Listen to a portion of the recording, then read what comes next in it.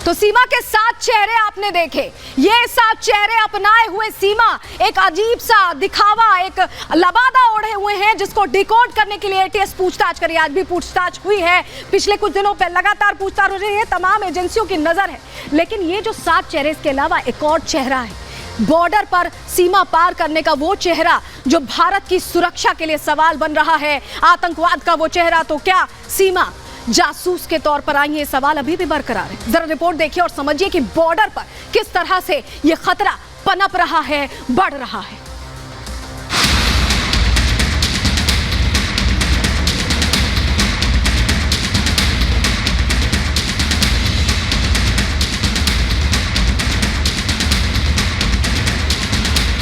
आज ये पड़ताल जरूरी है। बात देश की सुरक्षा की है, मुद्दा हिंद की सिक्योरिटी का है।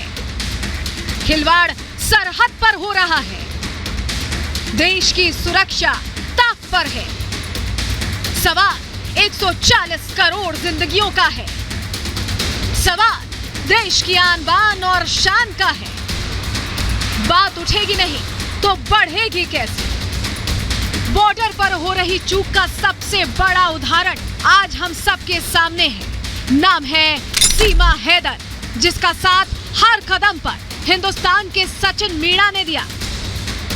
सचिन की आंखों पर प्यार की पट्टी बंधी थी, लेकिन इस मोहब्बत में वो देश की सुरक्षा को भूल गया। सीमा सचिन ने दुहाई दी प्यार की, इश्क की, बेपनाह मोहब्बत की। सीमा पाकिस्तान से यूएई होते हुए नेपाल आ गई, वहां 7 दिनों तक रही और फिर बड़े आराम से सचिन के साथ भारत में दाखिल हो गई। सवाल यहीं से खड़ा होता है, आराम से आखिर वो दाखिल हो कैसे गई? सवाल है, सरहद पर तैनात फोर्स कहां थी? क्या नेपाल भारत की सीमा पार करना इतना आसान है? इन सभी सवालों के जवाब ढूंढने के लिए नेपाल में मौजूद रिपब्लिक भारत संवाददाता अनामिका सिंह पहुंच गई बीरगंज बॉर्डर। यहां से शुरू हुआ हमारा सीमा पर रियलिटी चेक।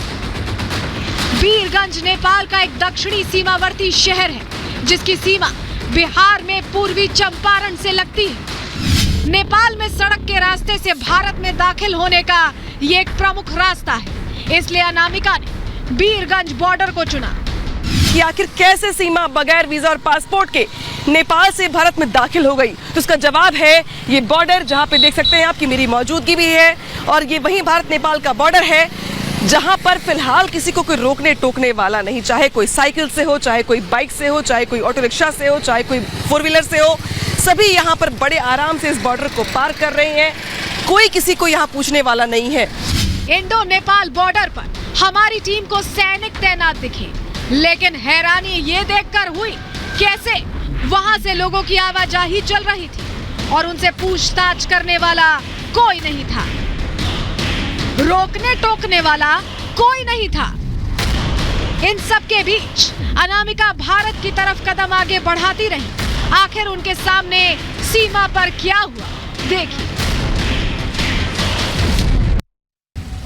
तो देखा आपने मैंने किस तरीके से बड़े आराम से नेपाल से भारत की सीमा तय कर ली, पार कर ली। तमाम जो सिक्योरिटी के लोग थे वो वहाँ पे मौजूद तो थे, लेकिन उन्होंने मुझसे कुछ पूछा नहीं कि मैं कौन हूँ, मैं कहाँ से आई हूँ, मैं भारतीय हूँ या मैं नेपाली हूँ। मेरे पीठ पे देख रहे हैं आप कि मैंने एक ब्लैक कलर का बैग कैरी कर रखा है शोल्डर पे अपने। इस बैग में कुछ भी हो सकता था, इस बैग में चाकू से लेके तमाम जो संदिग्ध चीज़ें होती हैं वो भी हो सकती थी। लेकिन किसी ने मुझसे ये भी नहीं पूछा कि मेरे बैग में क्या है, मैं इंडिया में क्यों एंटर कर रही हूँ, मुझे मेरा टारगेट क्या है, मेरे पास आधार कार्ड है या नहीं, मेरे पास कोई आधार कार्ड पहचान पत्र जैसी कोई डॉक्यूमेंट है भी या नहीं। मुझसे किसी ने कुछ भी नहीं पूछा और मैं बॉर्डर पार कर चुकी हूँ। तो देखिए यहाँ पे जिस तरीके से हालात है वो बताने के लिए काफ़ी है कि सीमा हैदर ने किस तरीके से भारत में प्रवेश लिया होगा।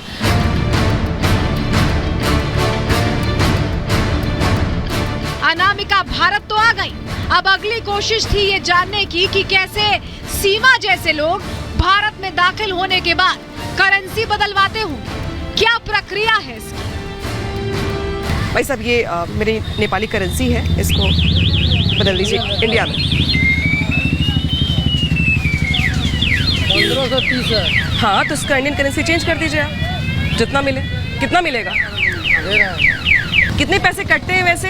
2% बचता है। 2% कटता है। तो अभी मैंने आपको जो पैसे दिए थे वो दिए थे 1320 रुपये शायद ना? 1520 दिए हैं। 1520 दिया था मैंने आपको। 920 दे दिए हैं। आपने मुझे 920 दिया है। ओके। देखिए कितनी आसानी से अनामिका को इंडियन करेंसी मिल गई। बॉर्डर पर ही छोटे छोटे स्टॉल लगाकर इस तरह के लोग बैठे हैं जो 2% काट कर बाकी की रकम दे देते हैं। इसके बाद अगला पड़ाव था सिम कार्ड का, नेटवर्क कनेक्टिविटी का।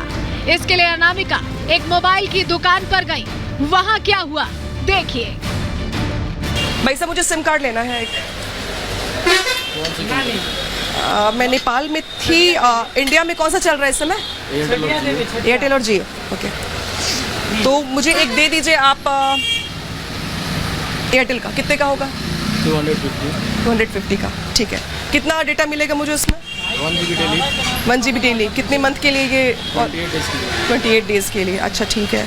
मान लीजिए मेरे पास नेपाली अगर प्रूफ हो कुछ, आधार कार्ड वगैरह, तो नहीं चलेगा? इंडिया का ही होना चाहिए। सिम कार्ड लेने के दौरान दुकानदार ने अनामिका से आधार कार्ड मांगा। उसी के बाद सिम दिया गया।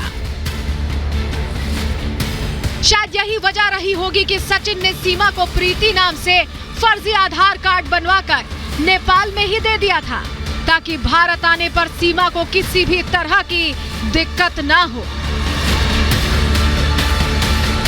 मोबाइल दुकानदार से बातचीत के दौरान अनामिका ने बातों बातों में ये जानने की कोशिश की कि क्या हमारे साथ जो कुछ भी हुआ वो इत्तेफाक था या अक्सर ऐसा होता है। अच्छा, बसें बहुत सारी आती जाती है इस बॉर्डर से। बस से जो लोग आते हैं दर्शन करने के लिए, बसें भी आती जाती है। तो ऑलरेडी उनका भंसार किया हुआ है। बस के ड्राइवर ने भंसार किया होगा। मतलब उसने एक जो अमाउंट होता है वो पे किया होगा, पर्ची ली होगी। मतलब बस के हर एक सवारी ने नहीं लिया होगा, ड्राइवर ने सिर्फ लिया। ड्राइवर से पर्ची काटा, बाकी जो सामान उसका चेक कराना पड़ता है। नेपाल और भारत के लोगों में काफी समानताएं भी हैं, जिसका फायदा संदिग्ध गतिविधियों में लिप्त लोग उठाते हैं। दुकानदार से बातचीत के दौरान ये हमने भी महसूस किया। कभी दिक्कत होती कि नेपाली है ये इंडियन है, कुछ कंफ्यूजन कभी हुआ आप लोगों को? ऐसा कुछ नहीं, तो वो लोग भी हिंदी बोल लेते हैं, या फिर यहाँ पर बिहार जैसे लोकल भाषा है ना भोजपुरी, तो वो लोग भी बोल लेते हैं। अच्छा, यानी कि इसका एक तरफ हिस्सा बिहार का भी हो गया, तो कुछ लोग बिहारी बोलते होंगे, तो वहाँ पे समझ जाते हैं। समझ जाते हैं आप लोग। नेपाली बोलते होंगे तो हम लोग भी थोड़ा बहुत समझ जाते हैं। तो हिंदी नेपाली समझ लोग कन्वर्ट करते, तो वो लोग भी समझ जाते हैं।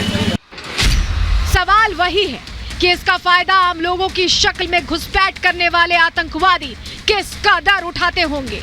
भारत नेपाल के अच्छे रिश्तों का गलत इस्तेमाल करते होंगे। दोनों देशों का ओपन बॉर्डर आतंकियों के लिए किसी जन्नत के दरवाजे से कम नहीं। ये हमारी टीम ने खुद बॉर्डर पर देख लिया। लोग आराम से चलते फिरते बसों से, गाड़ियों से सीमा को लांघ जाते हैं और बॉर्डर पर कोई ये पूछने वाला नहीं कि आपकी पहचान क्या है। ये चूक है जो देश की सुरक्षा में सेंधमारी कर रही है, आतंकी घुसपैठ को बढ़ावा दे रही है। जरूरत है जागने की, सीमा सुरक्षा को मजबूत करने की। तो देखिए, मैंने अब यहाँ से इंडिया में आने के बाद एक सिम खरीद लिया है अपने लिए, जो मैं इंडिया में इस्तेमाल करूंगी। और ये सिम जम्मू कश्मीर को छोड़ करके पूरे देश में कहीं पर भी काम करेगा, जिसके साथ मुझे डेटा भी मिल रहा है। और अब मैं इसको अपने मोबाइल में लगाऊंगी भी। यानी कि नेपाल से आने के बाद मैंने पहले अपनी करेंसी चेंज करवाई, इसके बाद मैंने सिम ले लिया। अब मैं बड़े आराम से इंडिया के किसी भी कोने में रह सकती हूँ, पैसे खर्च कर सकती हूँ, किसी से संपर्क कर सकती हूँ, बात कर सकती हूँ। यानी कि कितना आसान है ये। Bureau report, Republic Bharat.